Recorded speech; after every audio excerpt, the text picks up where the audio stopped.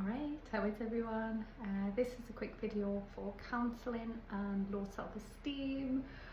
One of my favourite topics, although quite hard to work with because it's so deeply embedded in people, because it usually is created when we're young and it's usually in school. So we've carried it for so long and reinforced it, created beliefs, kept it going. Sometimes have tunnel vision of the world because we only allow things in that sit with our belief system, so it's a tough one sometimes to crack. But why I say it's one of my favourite topics, I wrote a little book on self-esteem because what I was finding in my counselling practice was nearly everybody I was seeing had low self-esteem. Therefore any of the things that were shown up was made worse by the fact they had low self-esteem.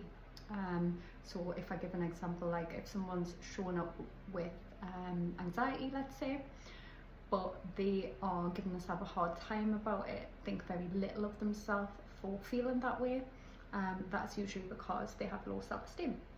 So I always say to everybody I'm working with that working on self-esteem is never something that's wasted, because we can all do with improving on it. It's so important, and once we have that in check, everything else is so much easier.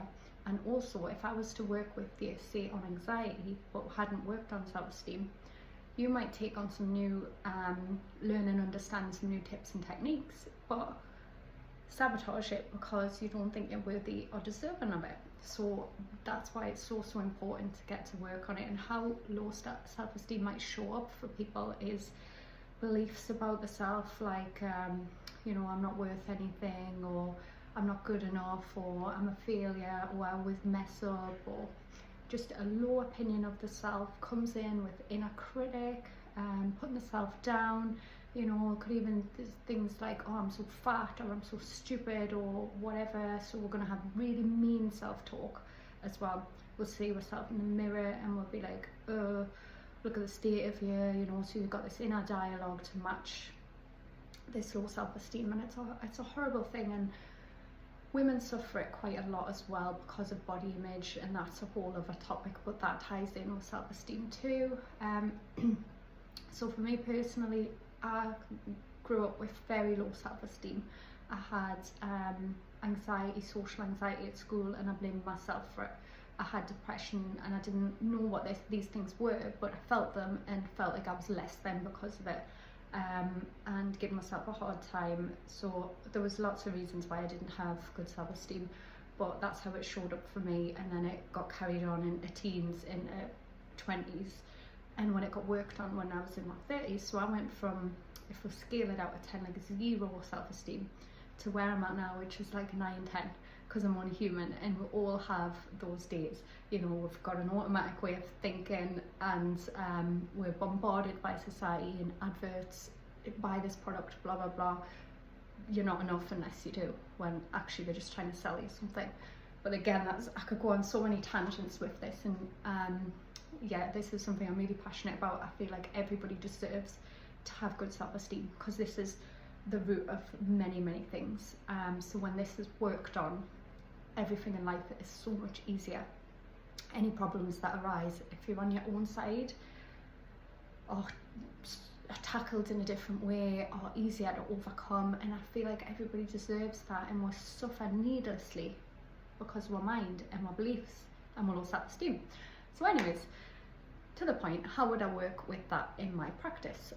So we would be looking at childhood, which can be known as a psychodynamic approach, going into childhood, seeing the links to the now, what created it, what experiences you went through, what beliefs you have. There'll be a lot of challenge. So if you mention a belief to me, it's like an alarm going off. It jumps out at us, and I'll say, hang on a minute, you just said blah blah blah.